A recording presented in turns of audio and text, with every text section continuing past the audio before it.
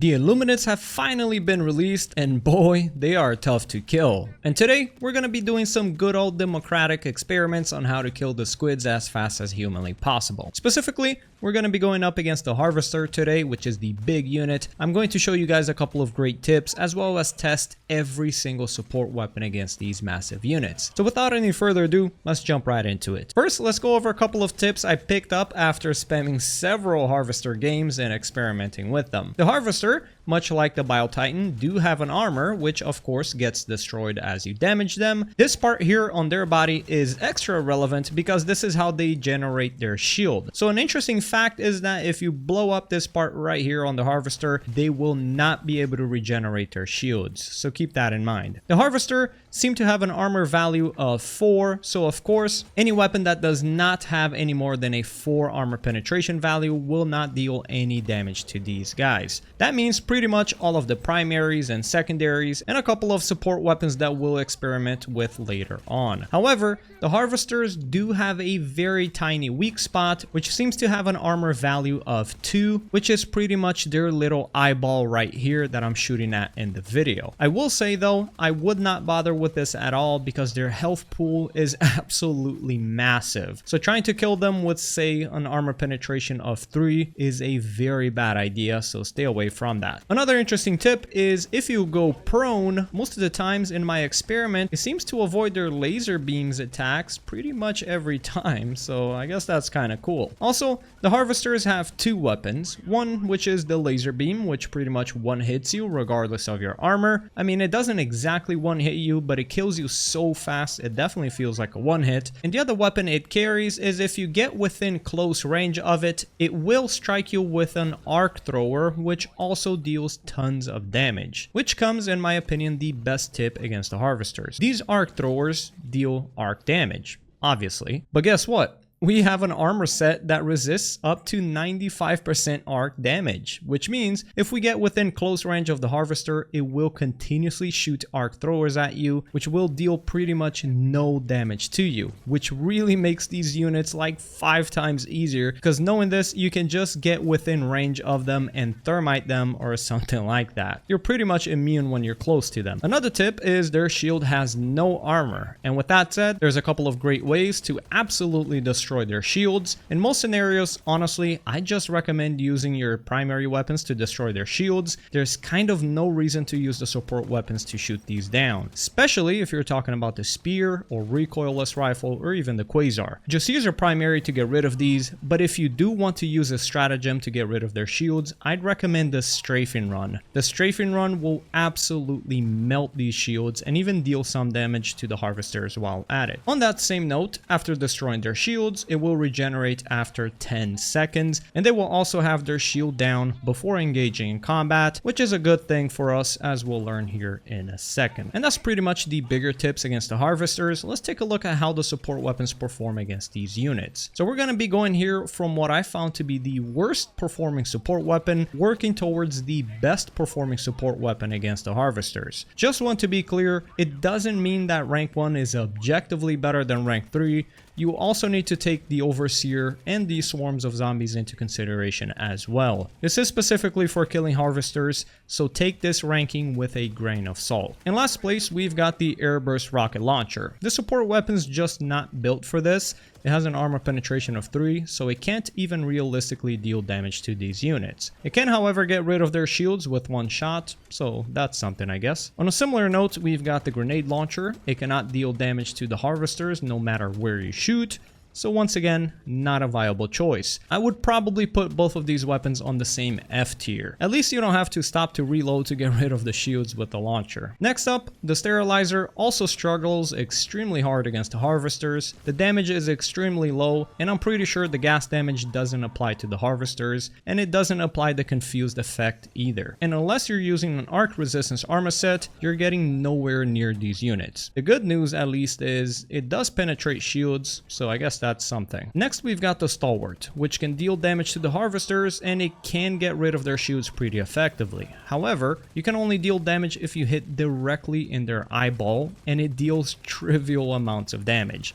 I went through 6 of my Helldivers, countless amounts of mags, and this big guy didn't even go down. Dealing damage is possible, but definitely not a good idea. And much like the Stalwart, the machine gun kind of follows a similar path. You need to hit directly on their eyeball to deal any damage. And it takes an insane amount of shots to be able to kill these units. I would definitely avoid it if I could. And that around this point, most of the next few support weapons do have a genuine potential in killing harvesters, but aren't necessarily great at it. We will get to the great weapons later on in the video. Next, we've got the AMR. The AMR is great at getting rid of the shields. You can spam the AMR and blow up their shields nearly instantly. However, in this gameplay you're watching there in the background, it took me 31 shots to the harvester to kill, 22 of which were perfectly accurate in their weak spots, which you can tell by the red hit marker. 31 shots, that's an insane amount. On the other hand though, the AMR does one hit Overseer's head, so that's a nice little extra fact for you. Next up, we've got the EATs, which I know sounds surprising, right? I thought it would have been a good choice, but it isn't. The reason being is that each EAT call down you do, you get 2 EATs, as you already know. Yet, unless you're perfectly accurate on the harvester's weak point, it will take you 3 EATs to kill. So it can kill them with 2 shots, but it is extremely unforgiving,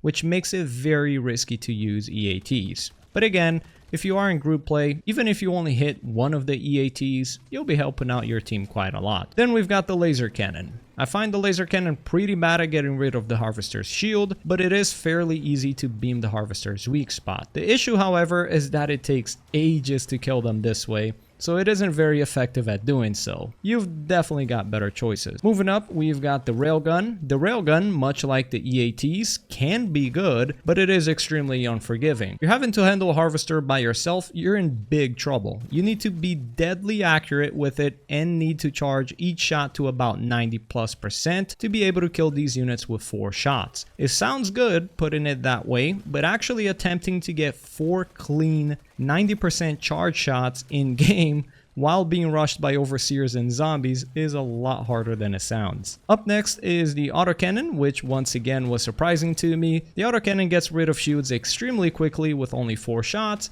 However, it took 12 further shots to kill the harvester by hitting near its weak spot. Granted, out of those 12 shots, only 5 of them were weak spot hits, but then I went at it again and it took me 14 shots the second time around, 8 of which were weak spot hits. So, I don't really know. It's very unforgiving. A couple of mates with autocannon though is definitely a different story than just one guy trying to autocannon it. But as you'll see soon enough, the weapons do get a lot better. Next is the arc thrower. The arc thrower honestly is terrible at destroying the harvester's shield, and it takes 22 shots to kill the harvester without the shield. So why is it ranked so high up? Well, first, it's extremely forgiving. It aims automatically for you, but also the arc thrower stuns and staggers the harvester, which leads to you stun locking these beasts permanently as long as you keep on shooting. So in a 1v1, these guys are absolutely trivialized, and if you combine that with the arc resistance armor, there is nothing they can do against you, if you have the time to kill them, of course. Also, I'd just like to point out that the arc thrower is arguably overall one of the better support weapons against the Illuminates so far. Next up, for the final few weapons we're gonna go over here, all of these are great at dealing with the harvester, with one standing, in my opinion, as the true king, which we'll get to last, of course. But do know, all of the following support weapons are great. Next up, we've got the HMG, the heavy machine gun. The heavy machine gun is great, and it can definitely be ranked higher in the right player's hand. However, I'll keep it here as you do have to overexpose yourself for much longer than the other weapons on this list. One full mag and you can get rid of the harvesters, and on top of that, the HMG staggers the harvesters as you nuke them down, which makes soloing them quite easy. The issue though with the HMG comes with the fact that you have to lay down fire for nearly 10 full seconds to kill these big guys, which you also have to be standing still to do that, or prone or crouched, which can be pretty bad if you've got overseers on your ass. Next up then comes the Quasar, arguably my favorite support weapon in the game. The Quasar takes about 2 accurate shots near the harvester's weak spot, or 3 if you're pretty inaccurate. It is pretty forgiving, and I found the timing of it to be pretty good with the shield, in the sense that you pop their shield, take a shot at the harvester with the Quasar, wait for the shield to come up again, pop it again, and you'll have another Quasar shot ready to go. Rinse and repeat. It's also very easy to do all of this while behind cover, so it's quite good. Quite a powerful pick. Then comes the Commando. The Commando is pretty simple. You have to pop its shield and you can take out the harvester in 3 shots, which you get 4 with the Commando, so at best you can afford to miss 1 shot, but all of the other 3 have to hit. The Commando can be spammed pretty fast, but I'd probably recommend against this, seeing how the harvester takes a step back after each shot. Overall though, it is very easy to get rid of these units with the Commando. Next comes the spear, and with the spear is also pretty straightforward. 2 shots and you kill the harvester. Just of course make sure you pop the shield before firing. I'm pretty convinced it can one-hit if it hits a weak spot, but I didn't quite manage to pull it off. And speaking on one-hits, comes the only weapon I found to one-hit the harvesters, the Recoiless Rifle. You do want to make sure to hit its weak spot though, because if you just target random spots on its body, it will take you 3 shots to kill them. But seeing how the harvesters don't turn on their shield until they're engaged, you can often kill these units before the fight even begins. But finally,